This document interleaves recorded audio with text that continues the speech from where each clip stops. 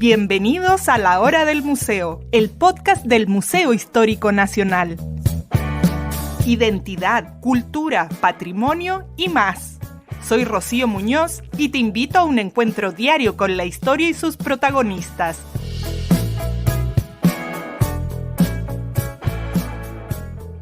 Bienvenida, Noemí, qué gusto tenerte aquí. Gracias por aceptar conversar con nosotros en este espacio del Museo Histórico Nacional.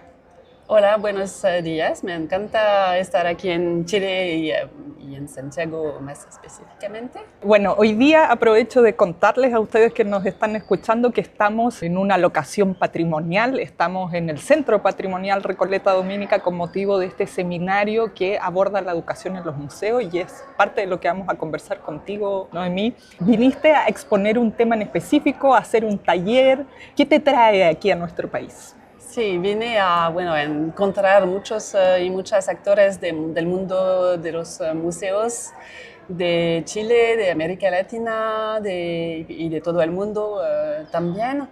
Vengo de Francia, de París, para hablar más específicamente de las cuestiones sociales en los museos, de cómo los museos de manera general pueden estar atentos a las cuestiones sociales y más particularmente hablé de mi museo, del museo en el que trabajo, que es el Museo Carnavalet Historia de París.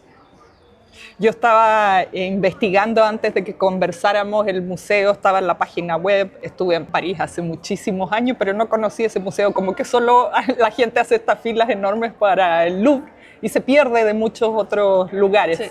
Pero cuéntanos del Museo Carnavalet, ¿dónde se ubica? ¿Cuál es su historia? ¿Qué tipo de colecciones tiene? El Museo Carnavalet se sitúa en el barrio, en el distrito del Marais, en el centro de París, que es un barrio muy antiguo de la ciudad, histórico, patrimonial. Y este museo abre sus puertas en 1880, así que hace bastante tiempo. Claro. Es el museo, como su nombre le indica, de la historia de París. Cuenta la historia de la capital desde la prehistoria hasta la actualidad y cubre muchas diferentes periodos de la historia de París, prehistoria, lo he dicho, antigüedad, Edad Media y las épocas modernas. Hay una parte muy importante sobre la Revolución Francesa, que no es solamente parisina, pero que tuvo lugar... Ahí fue el corazón de la Revolución. El corazón de la Revolución fue en París. Y después todos los movimientos y las transformaciones del siglo XIX, del siglo XX y desde la renovación, de que voy a hablar, del museo, hablamos más del siglo XX y del siglo XXI. Fue importante extender los periodos de que trata el museo, que hemos renovado hace 3 años. Claro, porque ya no solo quedarse en el pasado, sino también ir ampliando a lo que ocurre hoy. Sí, y que todos nos sintamos interpretados por ese guión del museo. Estaba viendo a propósito de la Revolución Francesa que mencionabas que hay una exposición por estos días enfocada en eso. Sí, acaba de abrir una exposición sobre un año, que es un año muy intenso y muy complejo de la Revolución, que es el año 1794. Bueno, la exposición acaba de abrir, hay que venir, es por los que vienen a París durante este periodo hasta el mes de febrero. Hay tiempo, sí, porque aquí empieza el verano aquí en Chile y hay muchas personas que viajan a Europa y París, por supuesto, es destino. Es el momento de venir, descubrir el museo y también esta exposición temporal. ¿Cómo lo exhiben? Porque hablar de la Revolución Francesa, pero enfocado en la historia de la ciudad, una ciudad como París, que es la ciudad más famosa del mundo, la ciudad de las luces, ¿cómo lo abordaron para contar esta historia que todos de alguna manera sabemos, pero hay que mostrarlo de una forma novedosa? Sí. Pues lo importante, quizás podemos precisar de qué se componen las colecciones del museo, porque en esta exposición muchas obras son las obras del Museo Carnavalet. Las colecciones incluyen del Museo Carnavalet incluyen 640.000 obras. Wow. Son muy importantes. Las que están presentadas al público en el recorrido permanente del museo son 3.800 obras de todas las épocas de París y están de una gran diversidad. Hay pinturas, esculturas, maquetas, dibujos, grabados, carteles, medallas y monedas, objetos de historia y de memoria, fotografías, mobiliario. Son muy diversas las colecciones. Y para exponer la revolución, que sea en la exposición o en el recorrido permanente del museo, todas estas colecciones deben cohabitar y la particularidad es que están obras que provienen de los días de la revolución, no están posteriores, sino que datan del mismo periodo. Y los objetos, los carteles, las pinturas hablan de esta historia y permiten al público de encontrar un vínculo con el pasado. Claro que sí, qué espectacular. ¿Y qué encontraron ahí en ese París? ¿Ocuparon piezas que son propias del museo para contar la historia o también tuvieron que comprar o pedir en préstamo a otros museos? Sí, en el museo, en el recorrido permanente, se habla de la revolución desde 1789 hasta el siglo XIX.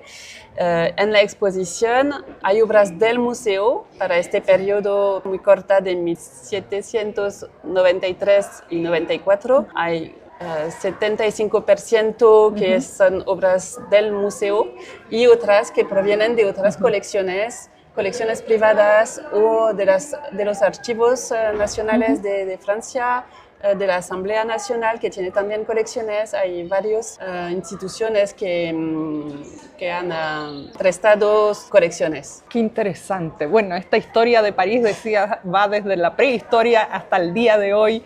Hay tanto que quiero preguntarte, pero vamos ahora al día de hoy, porque decías que con el tiempo fueron extendiendo la exposición o la exhibición hasta el siglo XX y el siglo XXI.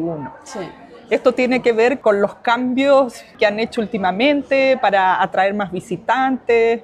¿Cómo fue esta renovación que nos hablabas en un principio? Sí, fue importante, en efecto, continuar la narrativa de la historia de París hasta nuestros días, porque bueno, la historia de París, como la historia de Santiago, de Chile, se sigue construyendo. Se sigue construyendo, gracias. Y podemos encontrar obras de arte, objetos que testigo de esta historia. Y tenemos estas colecciones en el museo, así que estaba importante presentarlas al público. La renovación había muchos objetivos. El museo presenta 3.800 obras y no he dicho que recibe más de 1 millón de visitantes cada año desde la renovación. Es muy importante para nosotros esta frecuentación del museo. El museo es muy antiguo, abrió sus puertas en 1880 y requirió en 2016 un replanteamiento de la presentación museográfica con acceso y mediación para todos los públicos. Estaba importante en esta renovación hablar más de algunos temas de la historia de París. ¿Como cuáles? ¿Qué identificaron? Sí, así como el esfuerzo se centró en la definición de los temas del recorrido permanente, así como en la selección de las obras. Se trataba de reelaborar el vínculo con el territorio, porque el Museo Carnavalet es un museo para todos y los turistas extranjeros les gusta mucho el museo, pero es también el museo de los parisinas y de las parisinas y de los parisinos y los habitantes de la región parisina. Así que estaba importante asegurar la presentación de barrios menos céntricos, por ejemplo, y más populares de París, y de introducir temas más contemporáneos, por ejemplo, para garantizar una mejor representación de las mujeres, a la vez como artistas y como sujetos de las obras, y de reelaborar con historiadores el discurso sobre determinadas obras y sobre momentos importantes de la historia, como revoluciones en el siglo XIX, como transformaciones de la ciudad y de algunos barrios de la capital.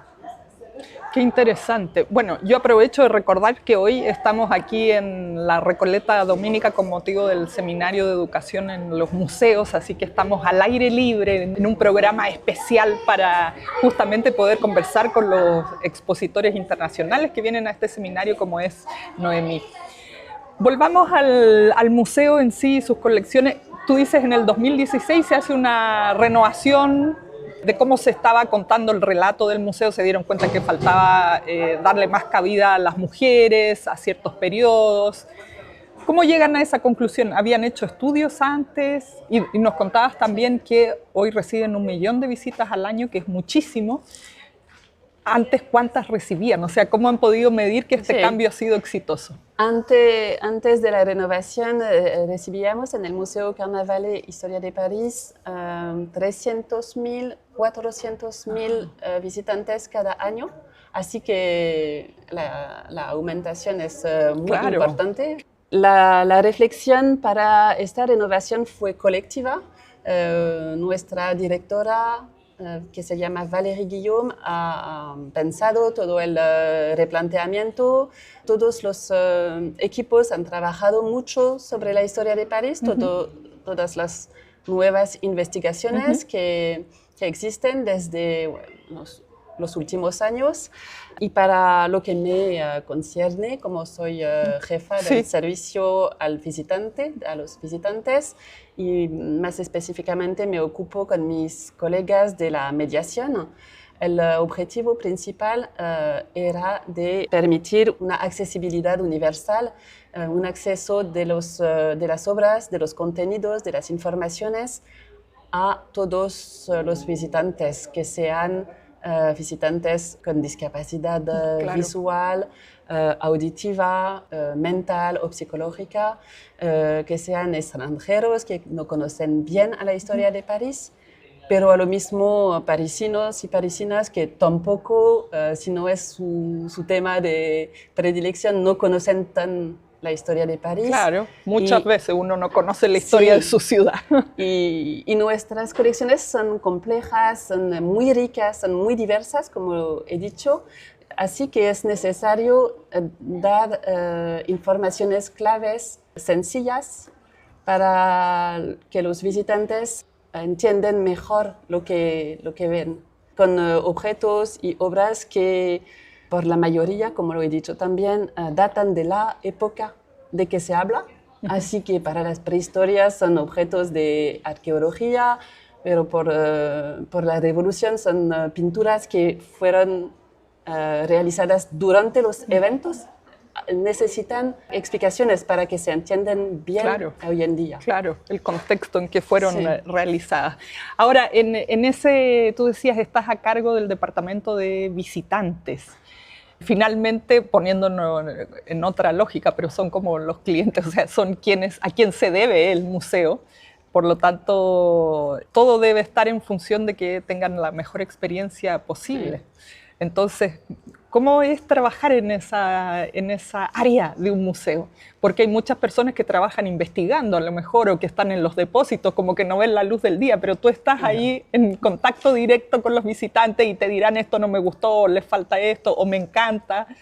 ¿Cómo es ese día a día de estar a cargo de los visitantes? Sí, durante la renovación el museo estaba cerrado. Entonces, tuvieron que cerrarlo para hacer la renovación. Sí, estuviera cerrado entre 2016 y 2021, pero un servicio de mediación siempre tiene que estar atento a lo que necesitan los visitantes, a su carácter muy diverso no hay un visitante, pero sino una multiplicidad de personas de todas edades, de todas orígenes. Y para la accesibilidad también hay que conocer muy bien las necesidades de las diferentes personas, trabajar también con personas expertas de estas cuestiones, personas que también están ellas mismas con discapacidad para que nuestras proposiciones sean mejores para ellas. No sé si leí bien, estoy buscando aquí, pero el museo es gratis, hay que pagar. Sí, el museo, la exposición temporal no es gratis, pero todo el museo de la prehistoria hasta el siglo XXI, los 4.000 objetos y todo este recorrido es gratis, sí. Para todos, cada día está cerrado el lunes, pero... Claro, como todos los museos del mundo. Sí. Bueno, eso es un gran punto porque uno piensa Sí. ir desde aquí, desde nuestra visión de América Latina, ir a Europa a museos y son muy costosos porque aquí en América Latina no hay esa costumbre de pagar tanto por la cultura o por los museos. Aquí en Chile son gratis los museos públicos. Y fue una elección muy voluntaria del Ayuntamiento de París, porque el Museo Carnavalet es parte de los museos del Ayuntamiento de la capital. Fue una voluntad muy fuerte de que todas las colecciones permanentes de estos museos sean gratis. Sí. Bueno, me imagino que eso habrá contribuido a que aumentara el público también, los visitantes. Sí, pero estaba el caso antes. Antes de la renovación también el museo estaba gratis. Se saben las cuestiones de desarrollo del público, de los visitantes de museos, que la gratuidad es importante, pero no es la única solución.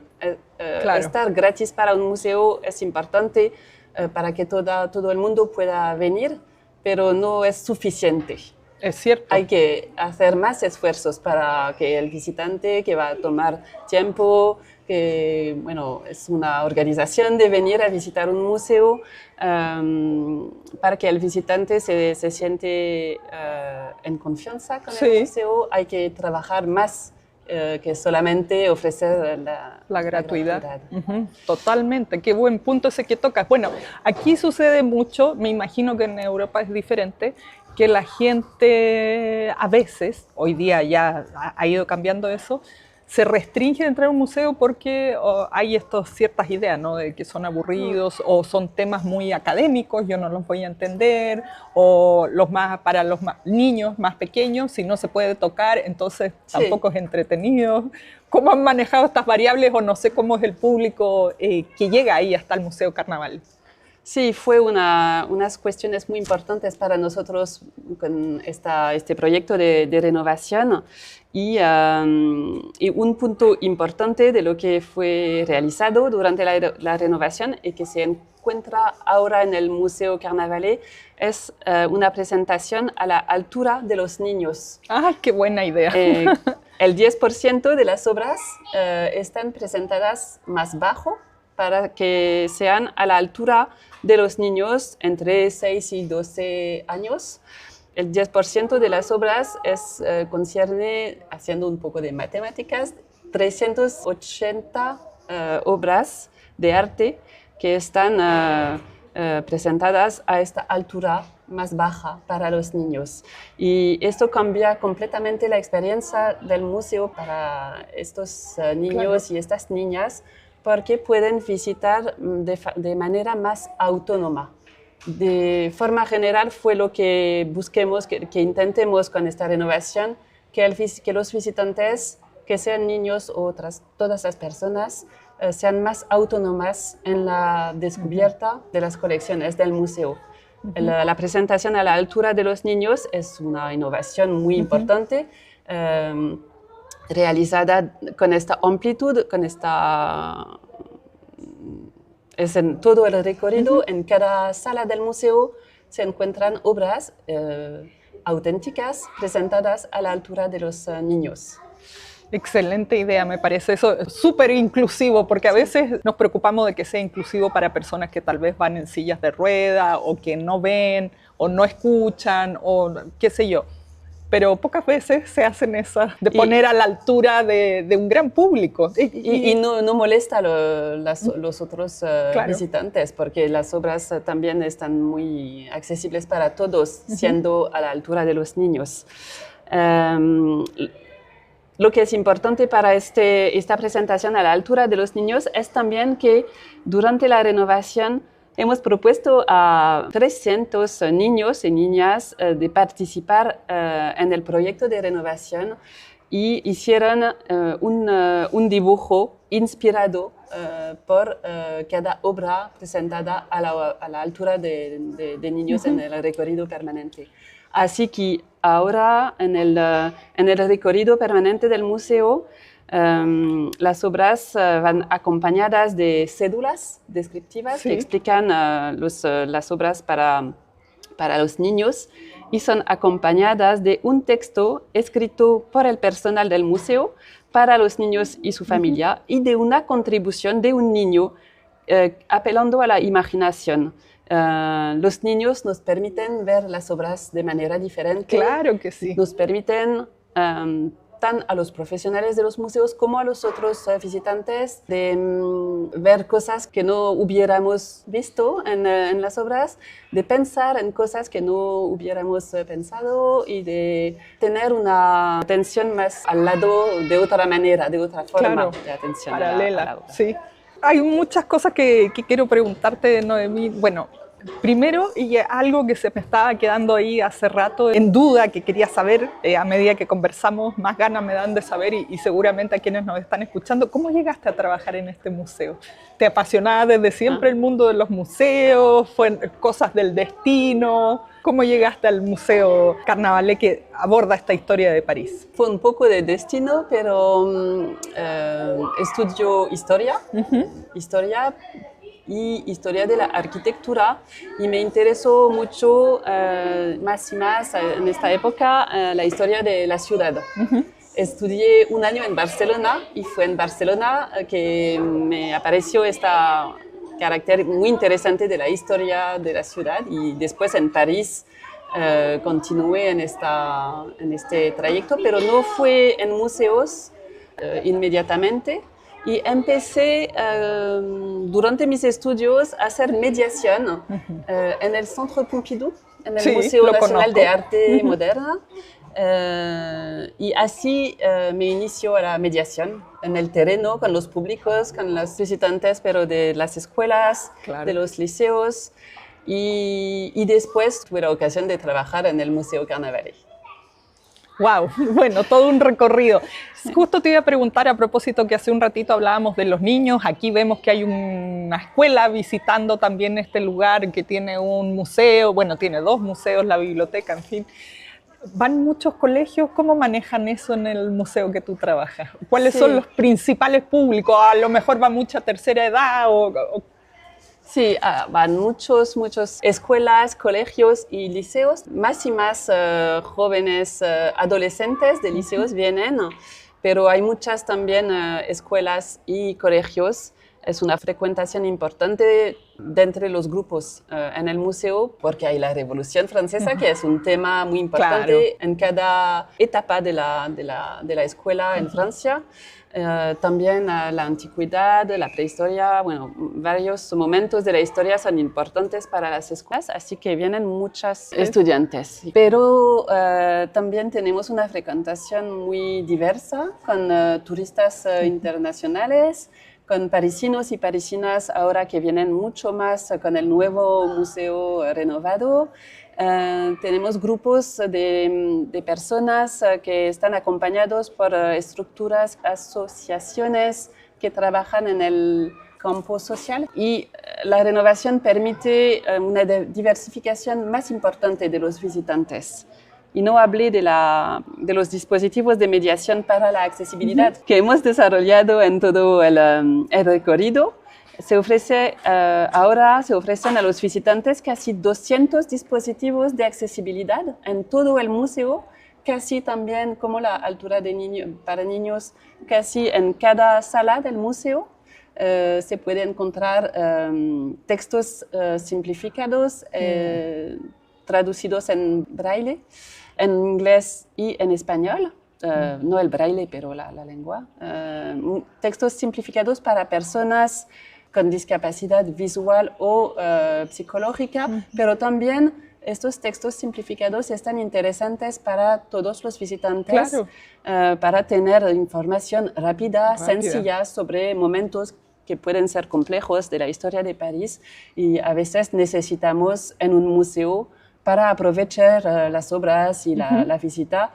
Necesitamos leer informaciones cortas. Más breves, totalmente. Me parece una idea excelente. Muchas veces uno va al museo y lee los textos que hacen los curadores y son difíciles de entender. Y puedes leer el primer texto, el segundo, el tercero, pero cuando hace 10 textos, 50 textos, hace mucho. Así que cada texto de presentación está acompañado de una versión simplificada y también imágenes táctiles que se pueden leer con como el braille. Sí, con los dedos. Sí, con los dedos.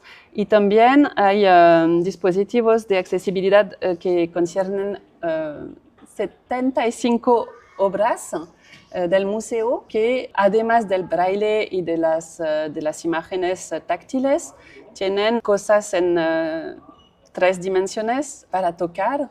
Tú me has yo hablado de la cuestión de no se puede tocar en el museo y en efecto esta interdicción de tocar en los museos hace que la experiencia de visita, particularmente para los niños, pero también, aun si no lo pensemos, pero también para todos, que no se pueda tocar durante 1 hora, 2 horas, hace que la visita al museo puede ser un poco difícil. Para los niños es cierto, pero también para todos. Así que proponemos en estos dispositivos de accesibilidad de tocar una reproducción de una obra, de sentir el material, la materia, el bronce, el metal o la madera. Bueno, todas las texturas. No todas están presentes en el museo, pero se puede tocar, se puede conocer las obras con este sentido del tacto. Noemí, bueno, no nos queda mucho tiempo y tengo 2 preguntas que quería hacerte. Pedirte que nos contaras un poco más sobre el museo en sí, su arquitectura. Nos decías que está en el centro de París. ¿De qué tamaño es? Porque también pensamos, a veces quienes han viajado a Europa son tremendos museos que requieren más de un día de recorrido para hacernos una idea de qué tamaño es, como cuánto uno debiera destinar de tiempo para conocerlo. Es un museo bastante grande. Ocupa 2 batimentos, 2 palacetes particulares que son monumentos históricos que son muy interesantes en su mismo para visitar, para descubrir arquitectura parisina del siglo XVI, XVII, XVIII. El museo se ocupa estos dos palacetes. Son 4.000 metros cuadrados de recorrido permanente. Un día un visitante nos dijo que lo ha visitado todo, cada sala, cada obra que ha leído, cada texto, cada información que está propuesta en el museo y que le tomó 4 días y medio. Bueno, ahí tienen el dato exacto. Mejor elegir su parte, lo que le interesa, y se puede visitar solamente la Revolución o solamente la arqueología o solamente el siglo XVIII. Pero hay que mejor elegir o hacer un paseo más rápido para descubrir lo que le interesa. Resulta interesante para quienes viven ahí porque pueden ir muchas veces hasta completarlo. Sí, y como es gratis, sí, se puede volver. Y además con estas exhibiciones que no son permanentes, sino que son temporales. Sí. Lo último que quería preguntarte, Noemí, ¿hay alguna pieza que sea la pieza clave del museo, icónica? Una joyita. Hay muchas piezas icónicas en el museo. Hay una barca del Neolítico, prehistórica, que hace 5 metros de largo. Hay mobiliario del siglo XVII, XVIII, que es también extraordinario. Hay la Declaración de los Derechos del Ciudadano de 1789, en la introducción de las salas de la Revolución Francesa. Hay muchas cosas, pero la riqueza del Museo Carnavalet es más en la diversidad de los objetos, de las obras, la cohabitación de todas estas obras juntas, más que una sola obra emblemática. Ya anotado en mi lista para la próxima vez que vaya a París, por supuesto, ir a conocer el Museo de Carnavalet. Será un placer acogerte en el museo. Muchas gracias, Noemí, Muchas por gracias. esta conversación y por habernos mostrado a través de todo esto cómo funciona el museo y además dejándonos un montón de ideas que se pudieran aplicar aquí en nuestros museos en Chile. Muchas gracias. Esto fue La Hora del Museo, un encuentro cotidiano con nuestra historia, el podcast del Museo Histórico Nacional.